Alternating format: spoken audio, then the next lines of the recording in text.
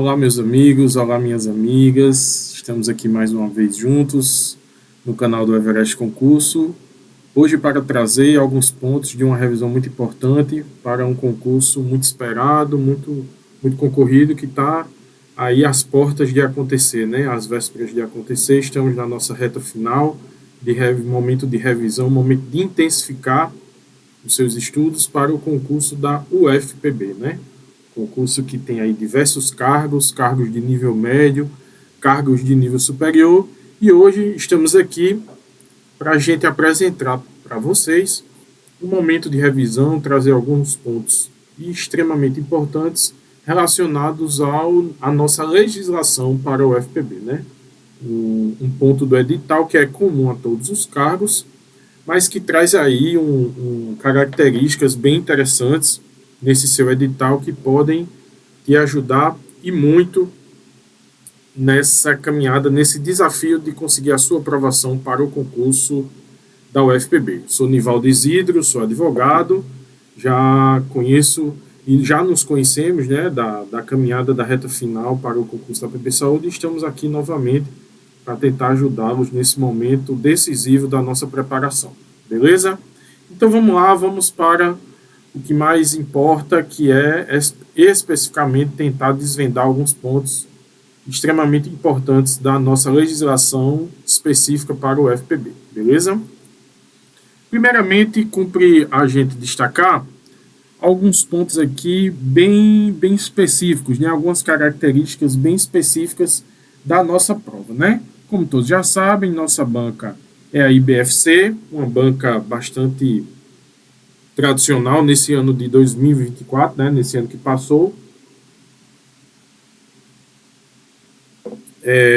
Aplicou provas importantes, como a prova dos Correios, do TRF5, Tribunal Regional Federal. Então, uma banca que tem bastante experiência e que, se eu não me engano, também já aplicou a prova da própria UFB, né, em anos anteriores. Nossa prova está prevista, né, conforme o cronograma inicial, para acontecer dia 9/2, né, estamos bem próximos. E aqui eu trago uma informação bastante interessante acerca do nosso ponto de revisão, né? A legislação da UFPB, o ponto do edital de legislação trará 10 questões, né? Trará aqui 10 questões com peso 1,5, né? Totalizando 15 pontos da nossa prova. Uma prova que, no total de 80 pontos, vai trazer 15 pontos específicos só relacionados à legislação. Então perceba que aqui são questões cruciais que você não pode menosprezar nessa nossa reta final, né? Se não foi objeto de tão grande preocupação ao longo da sua preparação para essa prova, eu aconselho você a observar bem esses pontos nessa reta final, nesses dias que antecedem a prova, né? Cada ponto do edital exige um número mínimo de acertos, né, de uma questão por ponto, por disciplina no edital. Logicamente, então, aqui a gente tem no mínimo 1,5 ponto para você, como exigido seu para obter nessa disciplina, né? De forma geral, 48 pontos no mínimo, um pouquinho mais do que 50% da prova, certo? E no que diz respeito à legislação, quais são os pontos, né? Quais são as leis que vão cair na nossa prova, né? Independente do seu cargo. Como a gente diz, esse é um assunto comum a todos os cargos. Então, temos a lei 8.112, né? Uma lei bastante conhecida, bastante estudada pelos candidatos, né, para concursos federais. Nós temos a lei 9.784 de 99, que é a nossa lei de processo administrativo. Vou marcar aqui ela. Temos a lei 8.429 de 92, que é a nossa lei de improbidade administrativa, né, com as suas alterações promovidas recentemente também. Temos a lei 8.027 e o decreto 1.171, que são juntos compõem o Código de Ética dos Servidores Públicos. Temos também a Lei 11.091 e temos noções de direito constitucional relacionados, né, contendo os princípios fundamentais, direitos e deveres individuais e coletivos direitos sociais e os pontos constitucionais relativos à administração pública. De forma particular hoje, não foi à toa que eu marquei aqui o nosso ponto 2 e o nosso ponto 3, porque serão essas duas leis objeto da nossa aula de hoje, nossa aula aqui para o canal do YouTube do Everest. Por que, professor? Por que especificamente? Porque a lei de improbidade administrativa, recentemente, teve algumas alterações promovidas por uma outra lei e são pontos que a gente precisa aqui trazer, podem ser objeto de questão. Já a lei do processo administrativo é uma lei que, na prática, será muito usada por você, futuro servidor da Universidade Federal da Paraíba. Então, também pode ser um objeto certo de avaliação na nossa prova. Beleza? Aqui a gente repetiu, né, o nosso quadro, mas vamos em frente. E aí, a gente traz, como eu disse, né, como ponto inicial da nossa aula, a lei de improbidade administrativa, a lei 8.429, que foi alterada pela lei 14.230 de 21. Costumo dizer, mas professor, o senhor diz que essas alterações são recentes. Essas alterações a gente pode considerar como recente porque até o ano agora de 2024, alguns pontos dessa alteração estavam sendo discutidos junto ao Supremo Tribunal Federal como objeto ou não de constitucionalidade ou inconstitucionalidade, se assim podemos dizer. Ou seja, alguns pontos dessa lei foram objeto de ações diretas de inconstitucionalidade, ações diretas de constitucionalidade, ou seja, tiveram a sua compatibilidade com a Constituição Federal sendo discutida no âmbito do Supremo Tribunal Federal, sendo algumas questões já sacramentadas. E aqui a gente vai trazer alguns detalhes, vai trazer tudo bem especificado para você que é candidato e está se preparando para o concurso da UFB. Então, sem mais delongas, vamos lá, né?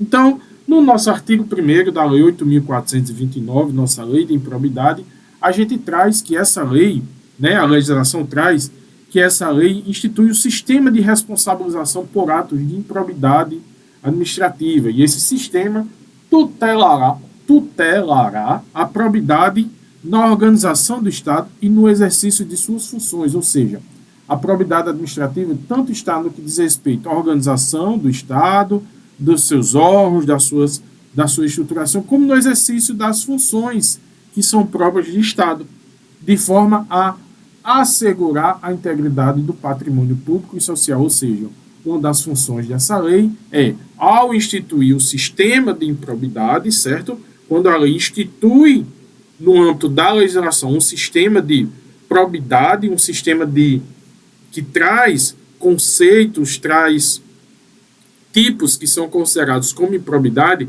ela visa, como nosso artigo 1º traz, de forma específica, assegurar a integridade do patrimônio público e social. Então, a partir do momento que você se vê diante desse conceito, e um conceito que pode certamente perguntar qual é o intuito da lei de improbidade, logicamente você vai tentar se atentar, vai tentar buscar uma alternativa que traz o seguinte conceito: assegurar a integridade do patrimônio público e social nos termos desta lei.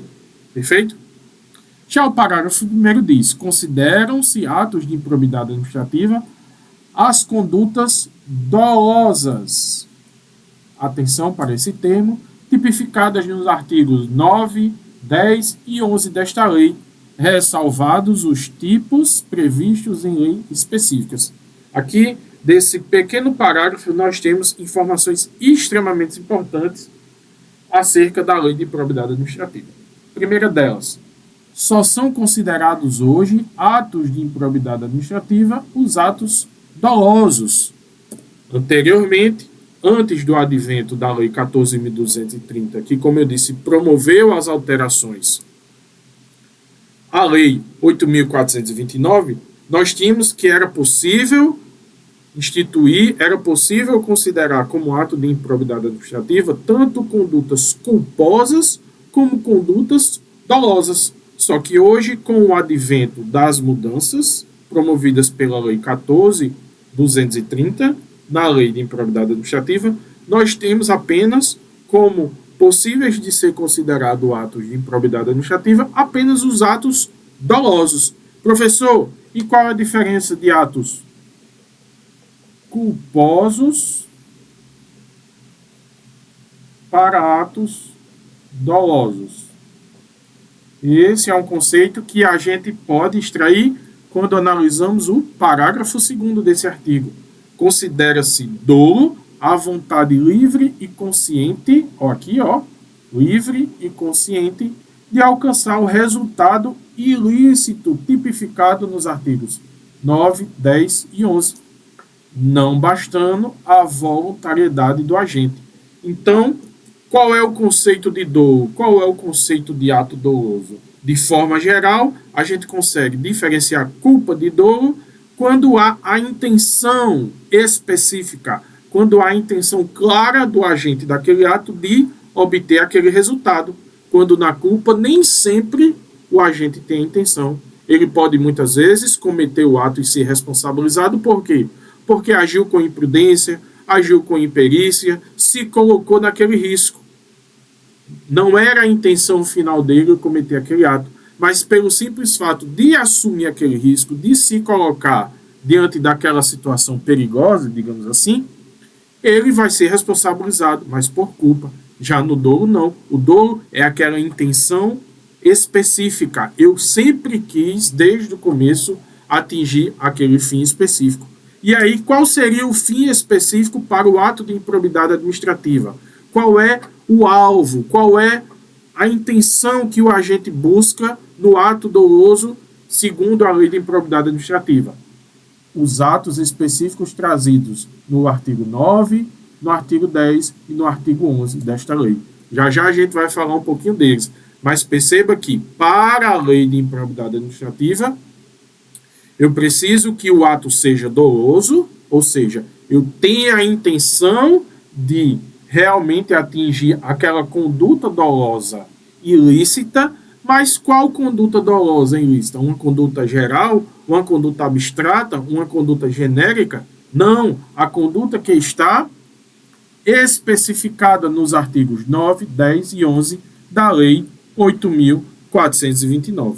Então, é possível, desses dois parágrafos, mais uma vez, a gente já extrai dois conceitos extremamente importantes, que é que os atos de improbidade administrativa são apenas aqueles produzidos com dolo, de forma dolosa, e aqueles que estão tipificados nos artigos 9, 10 e 11. E aqui eu faço apenas a ressalva do próprio parágrafo 1º, ressalvados os tipos previstos em lei específica.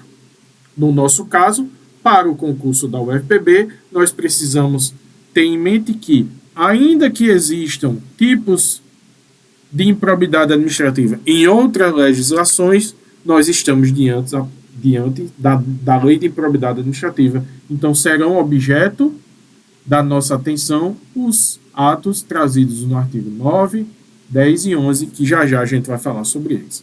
Tá certo? Seguindo sobre o estudo da nossa lei, nós vemos que, para os efeitos, vemos o que está aqui no artigo 2º.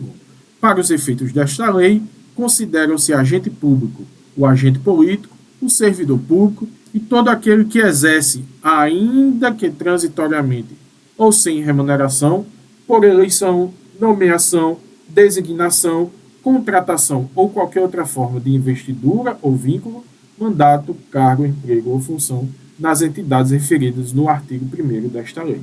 Então, perceba que, quando a lei fala que o ato de improbidade administrativa vai ser considerado aquele exercido com dolo e aquele tipificado nos artigos 9, 10 e 11, ela também precisa trazer quem é considerado esse agente público.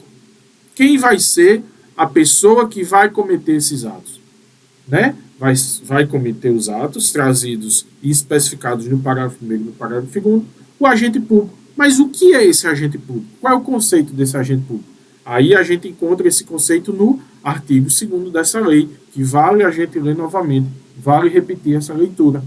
Para os fins desta lei, consideram-se agente público o agente político, o servidor público e todo aquele que exerce, ainda que transitoriamente ou sem remuneração. Professor, só vai ser agente público quem tem remuneração? Só vai ser agente público aquele que exerce cargo político, vereador, prefeito? Não, só vai ser agente público o servidor.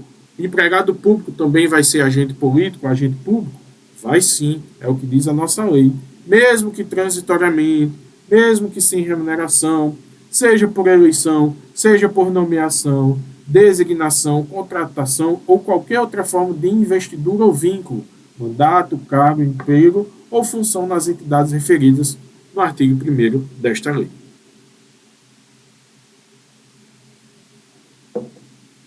Ainda relacionado a esse conceito inicial, o artigo 3º também traz o seguinte: as disposições desta lei são aplicáveis, no que couber, àquele que, mesmo não sendo agente público, induza ou concorra dolosamente para a prática do ato de improbidade administrativa.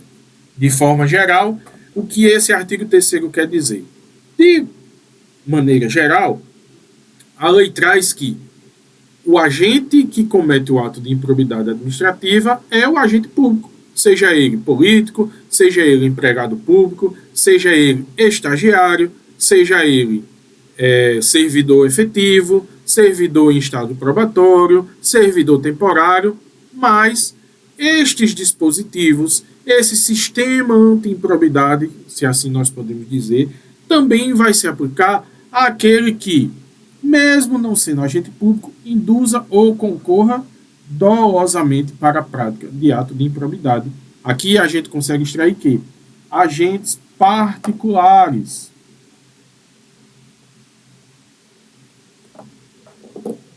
pessoas físicas e pessoas jurídicas também podem ser objeto e alvo do sistema de improbidade administrativa trazido pela Lei 8.429. Perfeito? Seguindo ao que diz, a partir da nossa conclusão do artigo 3º, o que diz o parágrafo 1º desse artigo. Os sócios, os cotistas, os diretores e os colaboradores de pessoa jurídica de direito privado não respondem pelo ato de improbidade, beleza, que venha a ser imputado à pessoa jurídica. Ao que a gente falou, possibilidade de imputação de ato de improbidade à pessoa jurídica. Não necessariamente, é isso que o artigo quer dizer, não necessariamente que, sempre que uma pessoa jurídica for alvo de improbidade administrativa, os seus sócios, cotistas e diretores, colaboradores, também responderão por esse ato de improbidade administrativa. Mas ele faz uma ressalva. Salvo se comprovadamente houver participação e benefícios diretos, caso em que responderão nos limites de sua participação. Então, esmiuçando, destrinchando esse artigo. Pessoa jurídica pode ser alvo de ato de improbidade, pode ser responsabilizada por ato de improbidade administrativa. Isso não quer dizer que seus sócios, seus cotistas, seus diretores e colaboradores automaticamente também serão responsabilizados quando da responsabilização dessa pessoa jurídica. No entanto, se houver comprovação, se houver provas, se comprovadamente for possível dizer que houve a participação ou a oferição de benefícios diretos, esses serão responsabilizados nos limites de sua participação. Informação extremamente importante. As sanções desta lei, seguindo na leitura, não se aplicarão à pessoa jurídica, caso o ato de improbidade administrativa seja também sancionado como ato lesivo à administração pública de que trata a Lei 12.846. Ou seja, se o ato de improbidade administrativa que estiver tipificado na Lei 8.429 também houver sido tipificado como ato lesivo à administração pública na Lei 12.846, as sanções da Lei de Improbidade não serão aplicadas, sendo aplicado apenas o sistema de responsabilização da Lei 12.846. Perfeito? E aí, ainda nesses conceitos iniciais, né, a gente traz que falando agora da responsabilização. O sucessor ou herdeiro daquele que causar dano ao erário, olha os conceitos aqui, ó, sucessor e herdeiro, ou que se enriquecer ilicitamente, estão sujeitos apenas à obrigação de repará-lo até o limite do valor da herança ou do patrimônio transferido. Então perceba aqui um outro conceito trazido nos artigos iniciais dessa lei, que o sucessor e o herdeiro podem sim ser responsabilizados pelo ato de improbidade que aquele ascendente seu foi responsabilizado em algum momento da sua vida. No entanto, essa reparação, essa obrigação de reparar, melhor dizendo, né, não é a responsabilização direta, mas a obrigação de fazer a reparação do dano ao erário ou do enriquecimento ilícito, ela vai se limitar ao valor da herança ou do patrimônio transferido. Perceba que aqui eu vou ter, já adiantando o que a gente já vai ver nos artigos 9, 10 e 11, que o artigo 8º fala apenas de dois tipos de ato de improbidade administrativa. O primeiro, que causa dano ao erário, e o segundo, que fala em se enriquecer ilicitamente. Certo? Já a gente vai esmiuçar sobre isso, mas é importante fazer esse destaque para você do artigo 8º. Beleza? E aí a gente entra, como eu disse aqui, realmente nos três tipos de atos de improbidade trazidos pela Lei 8.429. Antes de entrar propriamente neles, eu queria destacar aqui todos esses conceitos que a gente trouxe aqui, iniciais, que a gente esmiuçou aqui de forma bem objetiva, né? Tanto do artigo 1º, 2º, 3º, como também do artigo 8º, a gente já viu, a gente já fez uma análise prévia e viu que são muito importantes para as provas IBFC. Então, eu aconselho a você que, sabendo que essa aula não é exaustiva, né, que essa aula a gente não consegue abarcar todo o conteúdo, você tem uma atenção especial para os 8 primeiros artigos da Lei de Improbidade, porque trazem conceitos importantes e são sempre objeto de avaliação por parte da banca que vai fazer a prova da UFPB. Certo? Então vamos lá, sem mais delongas, continuar com a especificidade dos atos de improbidade administrativa trazidos na lei. O artigo 9º vai trazer o que a lei classificou como atos de improbidade que importam em enriquecimento ilícito. Vamos colocar aqui, ó, como sendo o primeiro tipo de ato de improbidade. Esse uzinho eu quero que você marque aqui, ó, esse algarismo romano referente a 1, porque a gente vai fazer uma correlação já.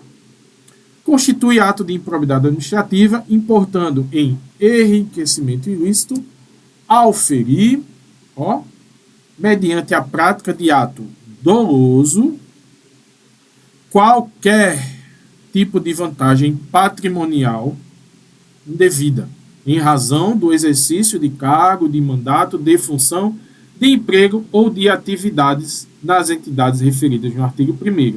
E, notadamente, vamos lá. Perceba que o que foi que eu fiz aqui enquanto estava lendo. Eu risquei, eu sublinhei embaixo temas, palavras-chave desse artigo. Quem estuda legislação deve sempre saber que a identificação, o destaque, o contato com as palavras-chave é que fazem a diferença na hora de resolver as questões. As bancas, de forma geral, abordam questões envolvendo legislação a partir das palavras-chave. Então, por isso que não basta ler, não basta assistir uma aula, não basta apenas fazer exercícios. É importante que você leia a legislação, sempre tentando, buscando identificar essas palavras-chave. E é isso que eu estou tentando fazer aqui com você na nossa leitura da Lei 8.429.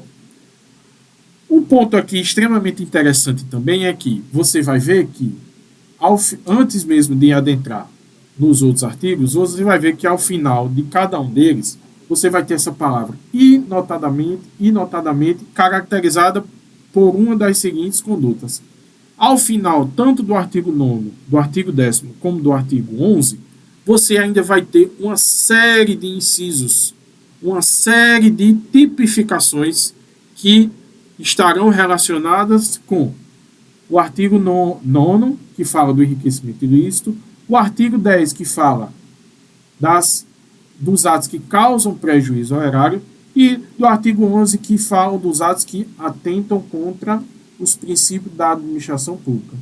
Lembra que lá no começo a gente falou que os atos dolosos tipificados na lei, ou seja, só vai ser ato de improbidade administrativa o que estiver nesses artigos, o que estiver tipificado tanto no caput, que é a cabeça do artigo, como nos seus incisos.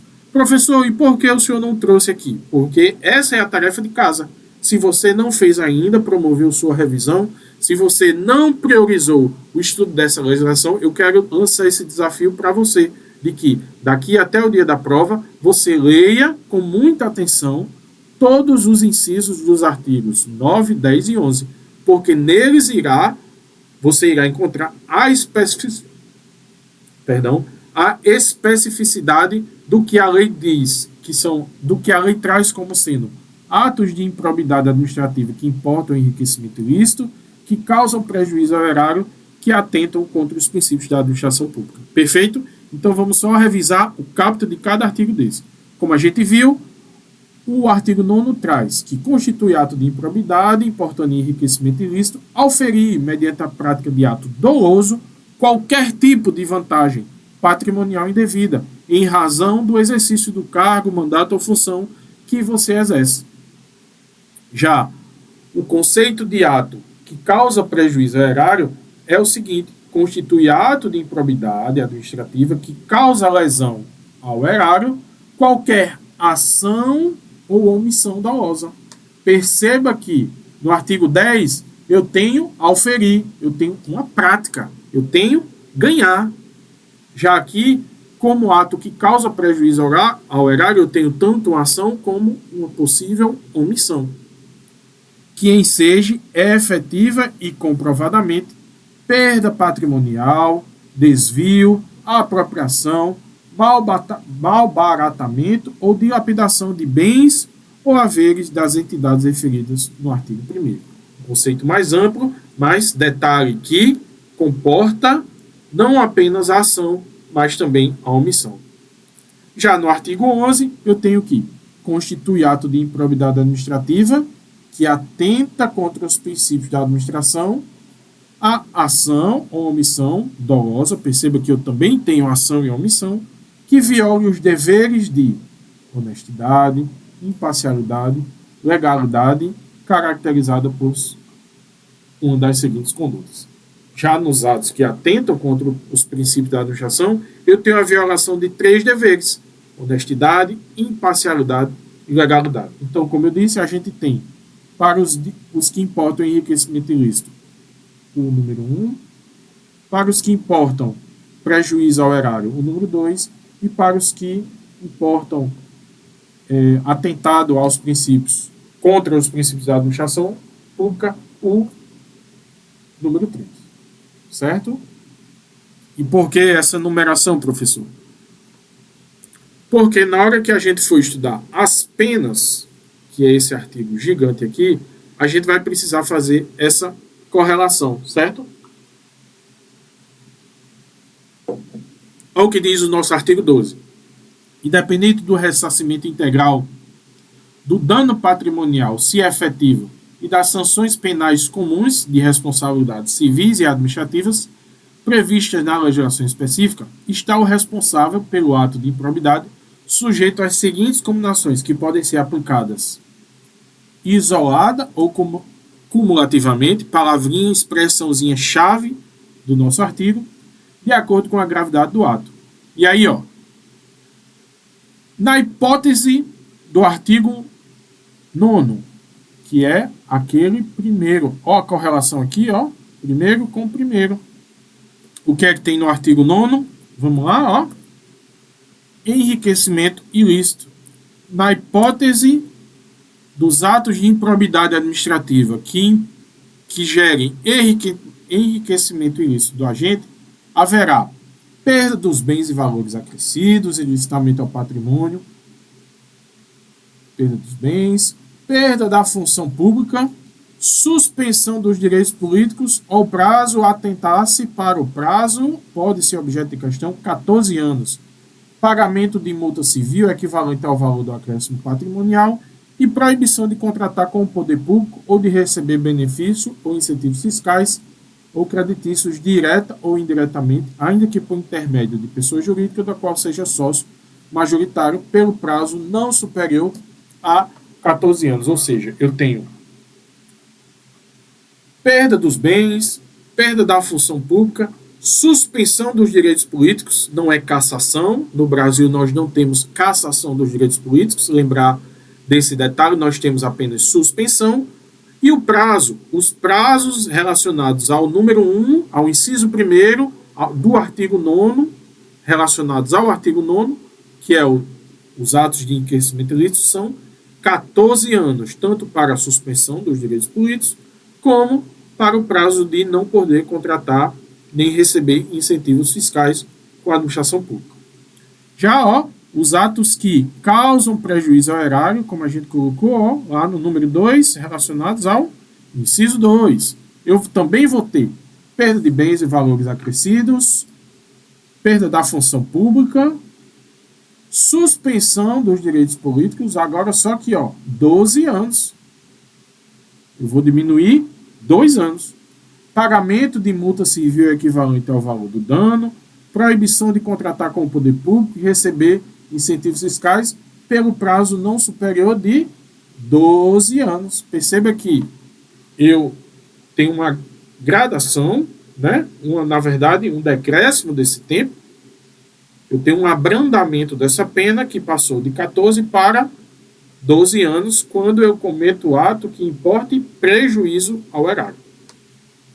Já o artigo 11, que fala dos atos que atentam contra os princípios da administração pública, estão relacionados aqui no inciso 3.3, como a gente falou lá na slide dos artigos. Aqui eu já vou ter uma diferença bem significativa na aplicação, porque eu não vou ter perda de bens, não teve aferição de bens, não vou ter perda de função pública, mas vou ter um pagamento de multa civil de até 24 vezes o valor da remuneração percebida pelo agente e proibição de contratar com o poder público pelo prazo não superior de 4 anos. É extremamente importante que você memorize, leia e releia esses prazos desse artigo 12. Beleza? E aí o parágrafo 3, para finalizar, na responsabilização da pessoa jurídica deverão ser considerados os efeitos econômicos e sociais das sanções, de modo a viabilizar a manutenção de suas atividades. Aqui, uma disposição específica para a aplicação de pena no que diz respeito a pessoas jurídicas. Ou seja, o artigo, parágrafo 3º, quer dizer que, no momento que eu aplico a pena à pessoa jurídica, eu devo levar em conta o legislador, melhor dizendo, o juiz, o agente público que está aplicando as sanções, deve levar em conta a sustentabilidade e a manutenção da atividade daquela pessoa jurídica, né? A legislação aqui, o legislador tentou e buscou se preocupar com aqueles empregados, com os serviços que são prestados pelaquela pessoa jurídica. Beleza? Então, vamos lá agora entrar em algumas questões da própria banca IBFC, questão atualizada de 2024, para tentar entender como a banca aborda esses conceitos que a gente tratou até agora. A Lei 8.429, né, nossa lei de improbidade, conhecida como a Lei de Improbidade, foi alterada recentemente pela Lei 14.230, como a gente falou. As mudanças foram tão profundas que, inclusive, alguns doutrinadores denominam tal diploma como nova Lei de Improbidade Administrativa. Diante do exposto, assinale a alternativa correta. Vamos buscar nossa alternativa correta. As disposições da Lei 8.429 são aplicáveis no que couber àquele que, mesmo não sendo agente público, induza ou concorra culposamente ou dolosamente para a prática de ato de improbidade administrativa. Vem aqui comigo, ó, que a gente falou agora há pouco que, mesmo que eu não seja agente público, mas que eu induza ou concorra para a prática do ato de improbidade administrativa, eu serei punido pela lei de improbidade administrativa. Alternativa até então certa, com exceção de um detalhe, porque ela fala aqui culposa ou dolosa. E a gente sabe que ações culposas, ações baseadas apenas na culpa, não são mais punidas pela lei de improbidade administrativa. Então, dessa forma, está errada a nossa alternativa A por causa desse detalhe, certo? Letra B. Os sócios, os cotistas, os diretores e os colaboradores de pessoa jurídica de direito privado não respondem pelo ato de improbidade administrativa que venha a ser imputado à pessoa jurídica. Até então, beleza, né? Foi o que a gente viu. Salvo se comprovadamente houver participação e benefício direto, caso em que responderão nos limites de sua participação. Veio só literalidade do que está disposto na lei de improbidade. Essa é a nossa alternativa correta. Mas vamos lá buscar e ver quais são os erros das outras. Esse é o ponto mais importante da resolução de questões. Buscar e encontrar os erros das outras alternativas. Letra C. As sanções da lei de improbidade se aplicarão à pessoa jurídica. Perfeito. Caso o ato de improbidade administrativa seja também sancionado como ato lesivo à administração pública de que trata a lei 12.846. Errado, né? Acabamos de ver agora há pouco que se o ato de improbidade administrativa também estiver disposto como ato lesivo à administração pública, conforme a lei 12.846, não serão aplicadas as penalidades contidas na lei de improbidade administrativa. Pelo contrário, é justamente o contrário do que está disposto aqui na nossa letra C. Errada ela. Letra D. O sucessor ou herdeiro daquele que causar dano ao erário ou que se enriquecer ilicitamente não estão sujeitos à obrigação de repará-lo até o limite do valor da herança ou do patrimônio transferido. Outra alternativa que traz tema relacionado à lei de improbidade no que diz respeito à sucessão. A gente viu de forma expressa que o sucessor ou herdeiro daquele que causar dano está sujeito à obrigação de reparar o dano no limite do valor da herança ou do patrimônio transferido. Perceba aqui, para você não se confundir com alguma alternativa que porventura diga que ele vai ser responsabilizado pelo ato de improbidade administrativa. Ou seja, o sucessor ou herdeiro será responsabilizado pelo ato de improbidade administrativa. Não. No Brasil, nós não temos essa sucessão de responsabilidade. Se o meu pai ou o meu avô cometeu o crime, eu não vou ser responsabilizado por esse crime, mas posso ser responsável pela reparação do dano no limite da herança ou do patrimônio transferido.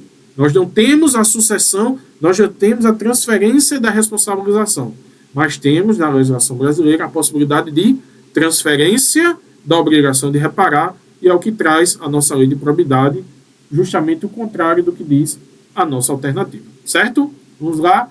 Questão 2. Só para confirmar, questão 1, letra B, a nossa alternativa correta. Questão 2, vamos lá. Questão mais simples, questão bem no estilo da banca IBFC, tá?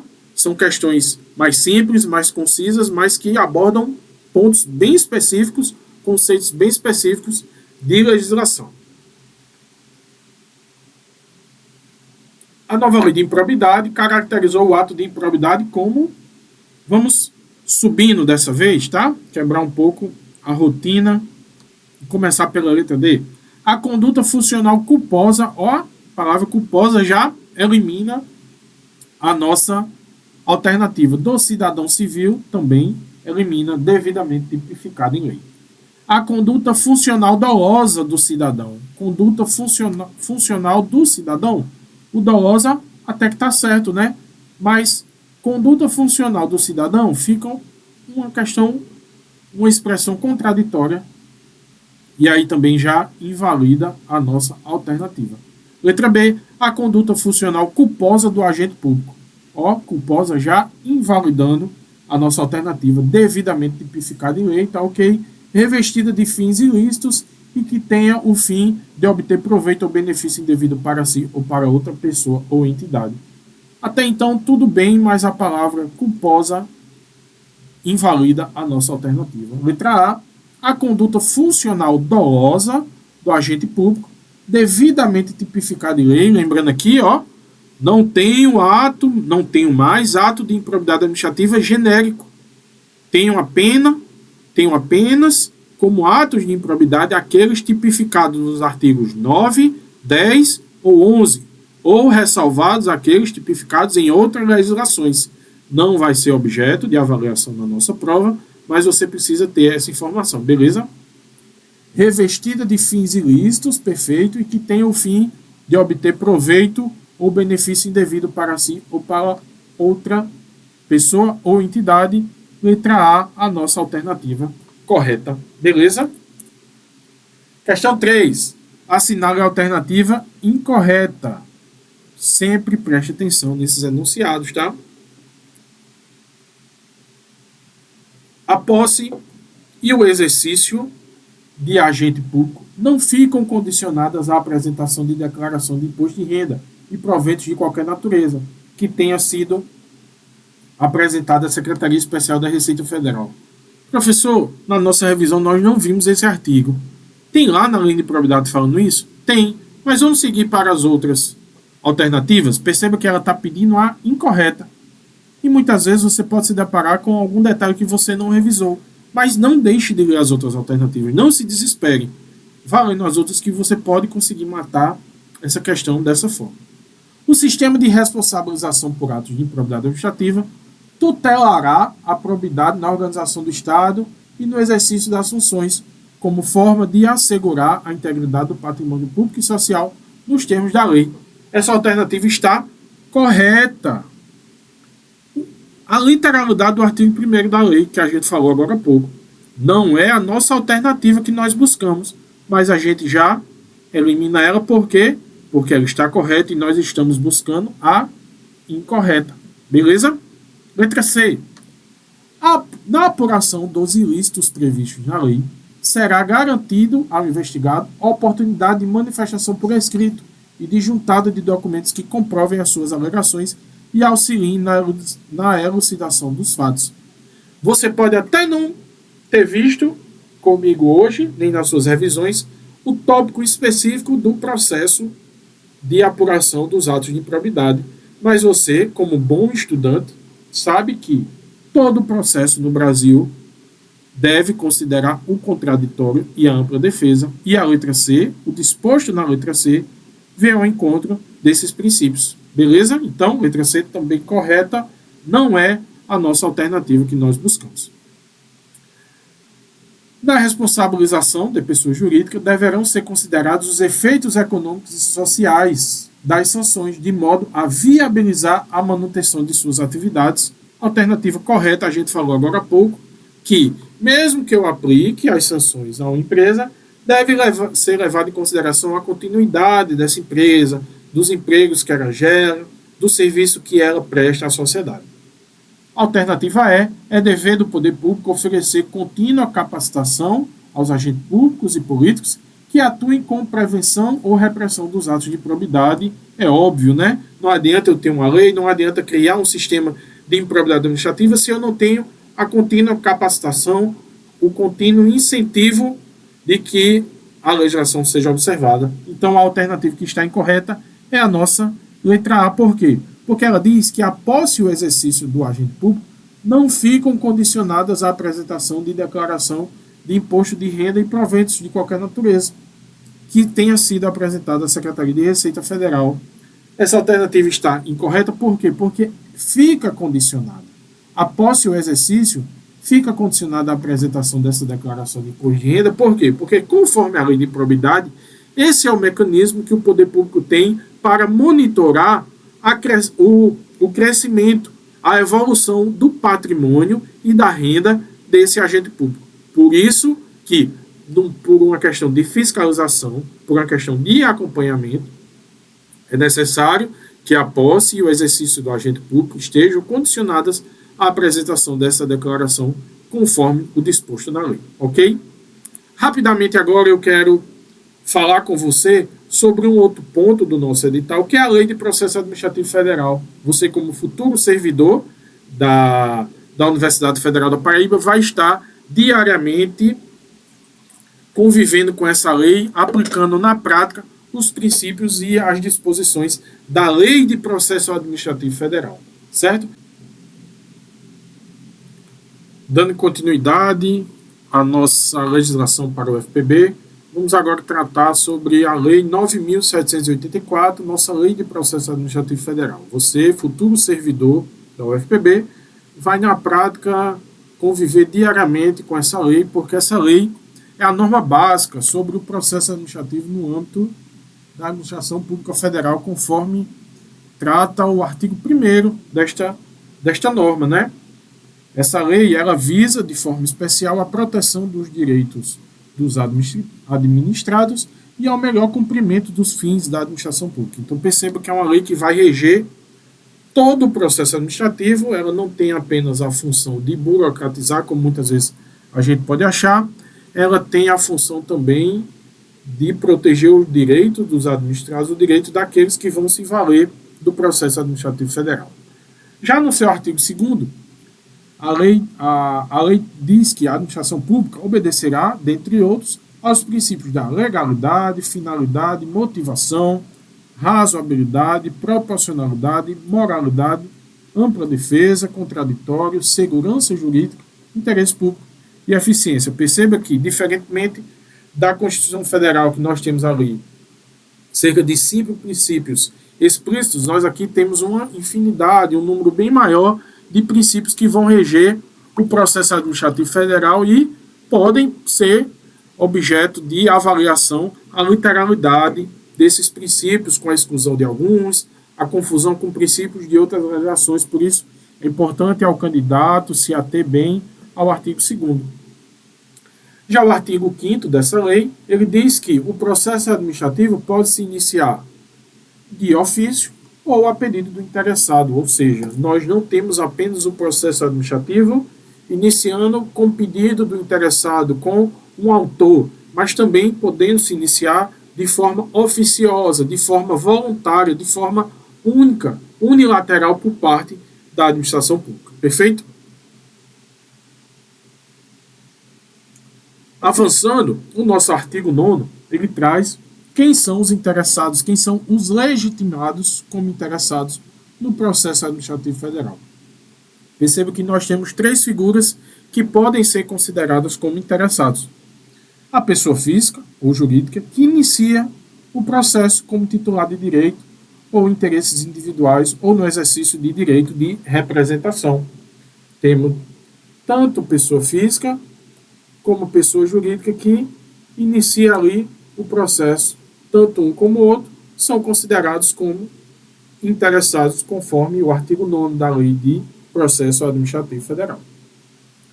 Inciso 2. Aqueles que, sem terem iniciado o processo, têm direitos ou interesses que possam ser afetados pela decisão que se adota, ou seja, não apenas quem inicia o processo, mas no curso do processo, um terceiro que tem interesse, que pode ter, a partir da decisão proferida naquele processo, repercussão na esfera dos seus interesses individuais, dos seus direitos individuais, pode, ao longo do processo, se tornar e vir a ser considerado também como um interessado, conforme a Lei do Processo Administrativo Federal.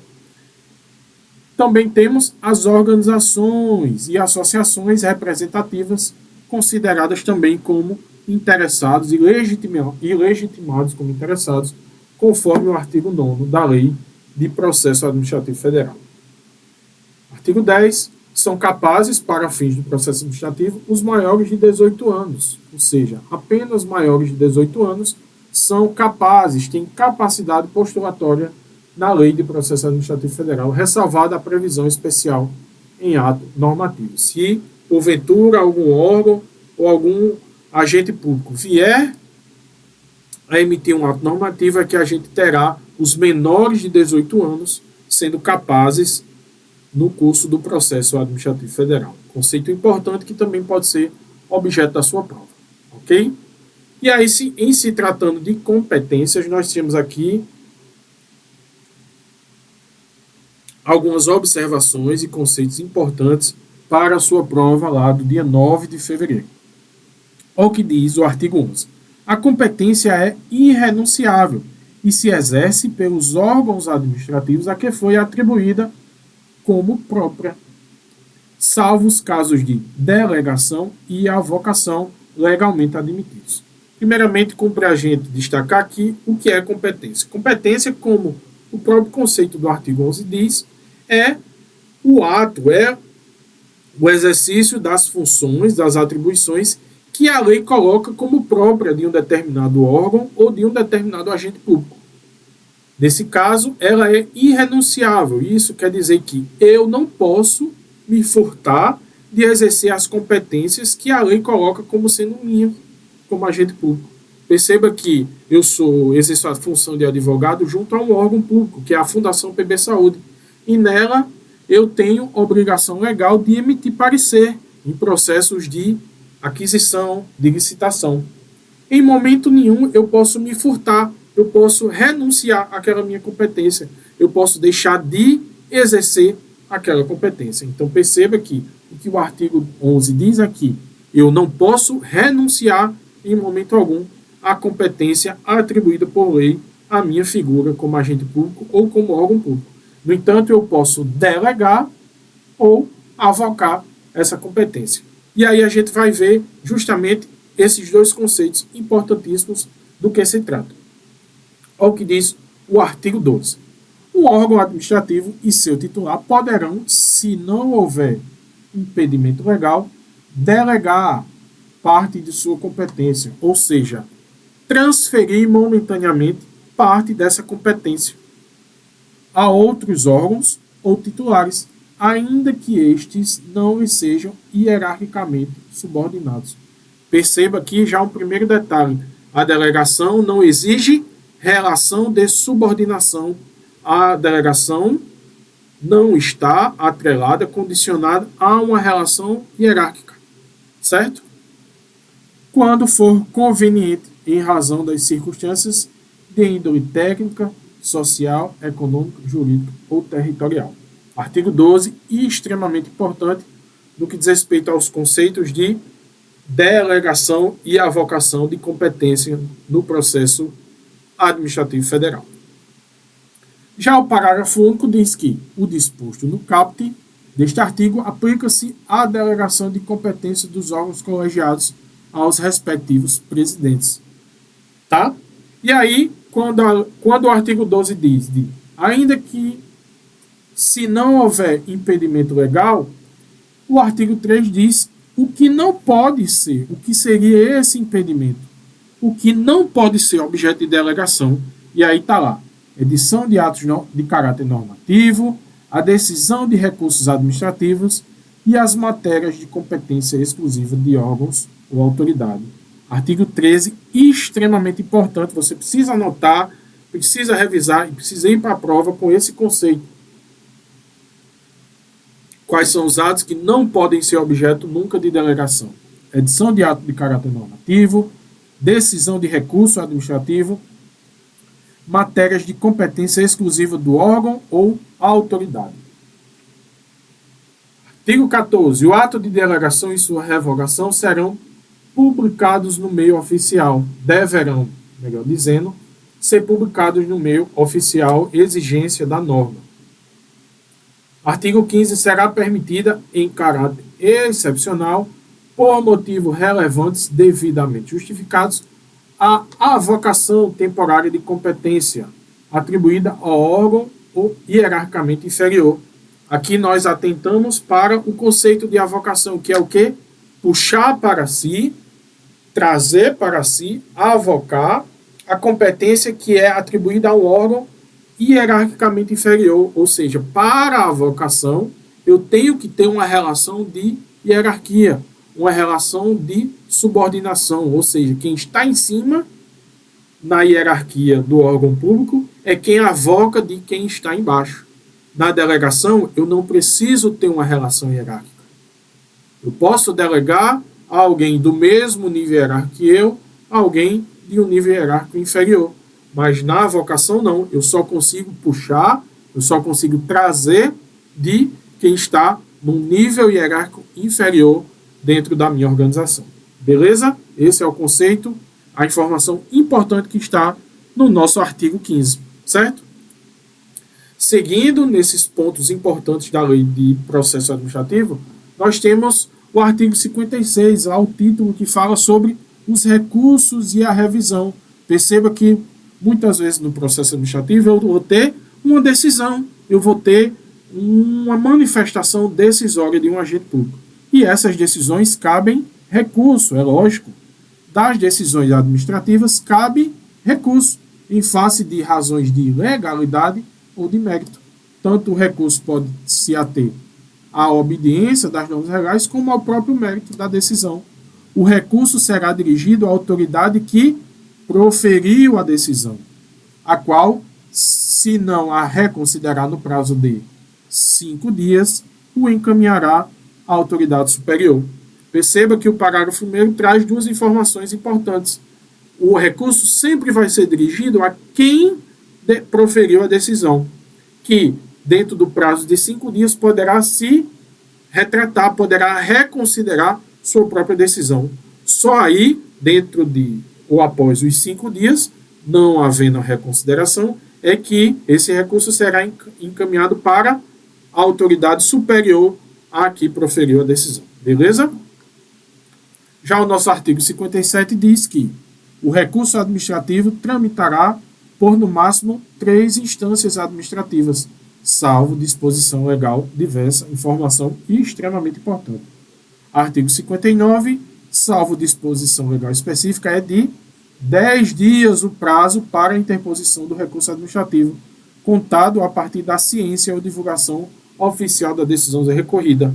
Ou seja, você, como interessado, tem 10 dias para interpor o seu recurso, certo? Se atentar muito a esses prazos. 5 dias é o prazo que a autoridade que proferiu a decisão tem para reconsiderar. Você, como autor, tem 10 dias para recorrer. Quando a lei não fixar prazo diferente, o recurso administrativo deverá ser decidido no prazo máximo de 30 dias, a partir do recebimento dos autos pelo órgão competente. Então, só recapitulando, eu tenho 10 dias para interpor meu recurso. Meu recurso é interposto e entregue a quem?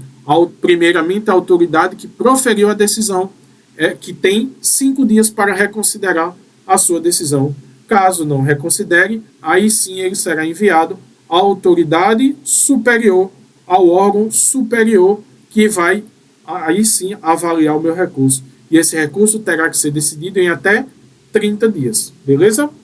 Salvo disposição legal, em contrário, o recurso não tem efeito suspensivo. Informação também muito importante, pode ser objeto da sua prova no que diz respeito aos recursos e às revisões do processo administrativo federal. Recurso, salvo disposição legal, em contrário, não tem efeito suspensivo, ou seja, não produz o efeito de suspender a aplicabilidade e a execução daquela decisão que primeiramente foi proferida e que está sendo objeto do seu recurso. Certinho?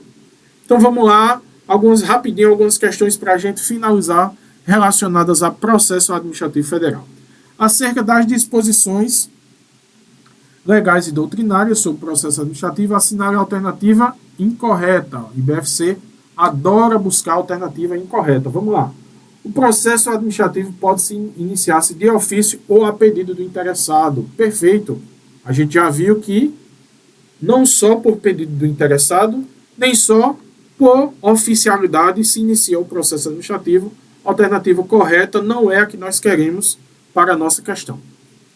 Letra B. A competência é irrenunciável. Perfeito. E se exerce pelos órgãos administrativos a que foi atribuída como própria, salvo os casos de delegação e avocação legalmente admitidos. Perfeito literalidade da nossa lei. Lembrando que delegação é a empresta, é a transferência provisória de uma competência, de parte dessa competência. Ela não vai ser possível para decidir recursos, para atos normativos e para atos de competência exclusiva. Já a avocação é a puxada, é a trazer para si aquele ato, a competência para aquele ato, mas só vai ser possível quando eu tenho relação de hierarquia. Ou seja, eu só posso avocar de alguém que está abaixo de mim na cadeia hierárquica daquele órgão público, daquela entidade. Letra C. O ato de delegação e sua revogação deverão ser publicados no meio oficial. Perfeito. Sempre cuidado com essas expressões. Deverão, poderão. Por isso é importante sempre ler a legislação para garantir a correta identificação desses termos. Letra D. Podem ser objeto de delegação a edição de atos de caráter normativo e matérias de competência exclusiva do órgão ou autoridade. Opa. Essa é a nossa alternativa errada, porque nós acabamos de falar que competência, impedimento de delegação de competência, edição de atos normativos, competências exclusivas de órgão e decisão em recursos administrativos. Essas três situações não podem ser objeto de delegação, é o que traz aqui a nossa letra D. E para finalizar a letra E, o ato de delegação é revogável a qualquer tempo pela autoridade delegante. Perfeito, literalidade do que está na lei. Questão 5. O artigo 2º da Lei de Processo Administrativo contempla rol extenso de princípios que devem guiar a administração pública nos processos administrativos e nos procedimentos que antecedem a edição dos atos. Analisa as afirmativas a seguir quanto aos princípios de observância obrigatória que a administração pública obedecerá. Lembra que a gente falou? Questão envolvendo a literalidade dos princípios. E vamos lá lê-los. Princípio da legalidade e finalidade. Princípio da motivação, razoabilidade e proporcionalidade. Princípio da moralidade, ampla defesa e contraditório. Segurança jurídica, interesse público e eficiência. Está tudo lá na nossa